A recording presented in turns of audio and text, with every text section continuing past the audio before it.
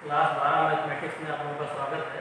आज देखिए एक्सरसाइज 3.2 का विकल्पीय क्वेश्चन 2 था, उसमें से एक क्वेश्चन हम बता दे रहे हैं, उसको देख लीजिए ठीक से, थोड़ा टेक्निकल है। यहाँ देखिए मान लिया गया है, माना एक्स वाई जेड डब्ल्यू और पी इन सब के आदि दिए हुए हैं कि किस क्रम के आदि में 2 क्रॉस एन, 3 क्रॉस के, 2 क्रॉस पी और n क्रॉस 3 तथा p क्रॉस के इन कोटियों के ये आव्यूह हैं। तो आपको दिखाना है कि p into Y plus W into Y के परिभाषित होने के लिए n के तथा p पर क्या प्रतिबंध होगा, किस प्रतिबंध के अंतर्गत आएंगे। तो यहाँ हमने लिखा है p गुणे k कोट का आव्यूह, यहाँ लिखा हुआ ऊपर दिया हुआ है, और y p गुणे k क्रम का आव्यूह दिया हुआ है ऊपर। तो अब p और y का गुणनफल यदि हमको ज्ञात हो जाए कि किस कोट का होगा तो हम ज्ञात कर सकते हैं।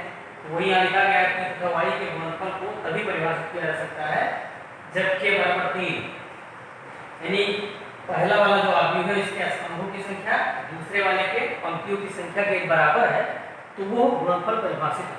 तो इस तरह से क्या हो जाएगा, स्तंभ की संख्या बराबर पंक्ति की संख्या के बराबर 3 के। तो यहाँ जब के बराबर 3 के लिखा गया अर्थात गुणनफल को p क्रॉस 3 क्रम का आव्यूह है। यहाँ क्या हो जाएगा, k की जगह पर 3 रखेंगे तो p गुणे 3 क्रम का आव्यूह हो जाएगा।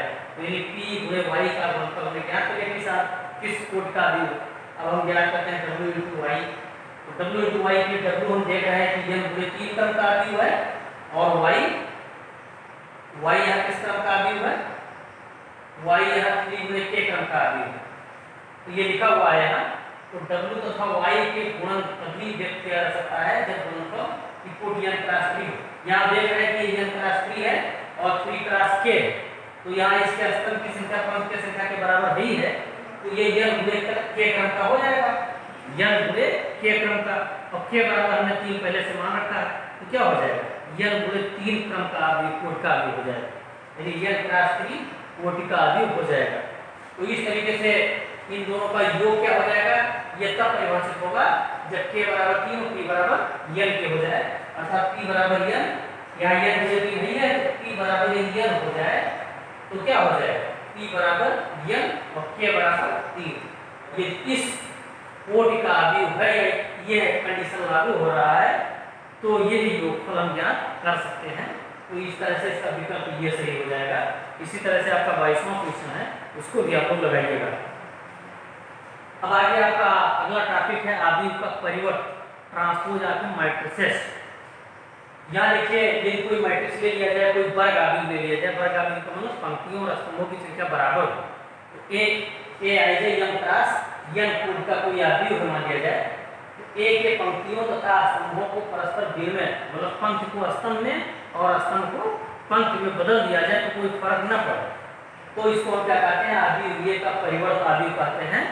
और इसे ट्रांसपोज ऑफ a डैश लिखा, चाहे ये के ऊपर p लगा दें, और पढ़ेंगे ट्रांसपोज ऑफ a या a का परिवर्त आव्यूह। यहाँ पर देखिए a बराबर a I J m cross n, तो यहाँ पर क्या हो जाएगा, ये ट्रांसपोज ऑफ ये है, तो ये हो जाएगा, इसका टर्म बदल जाएगा a J I m cross m, m cross n का क्या होगा, m क्रॉस m के हो गया।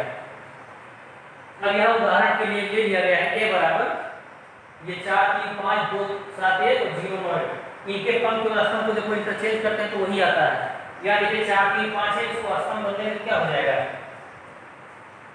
यहाँ देखिए 4 3 5 लिखा हुआ है, तो 4 3 5 को चेंज करते हैं क्या हो जाएगा, ये 4 3 5 यहाँ लिखा हुआ, देखिए पंक्ति को हमने स्तंभ में चेंज किया है, तो ये हो जाएगा 4 3 5। और यहाँ देखिए इसको हम चेंज करते हैं तो 2 7 1 हो जाता है, देखिए 2 7 1, इस पंक्ति को स्तंभ में चेंज करते हैं 2 7 1 लिखा हुआ, और ऐसे इसको हटाएंगे क्या हो जाएगा, ये 0 9 8 के रूप में हो जाएगा।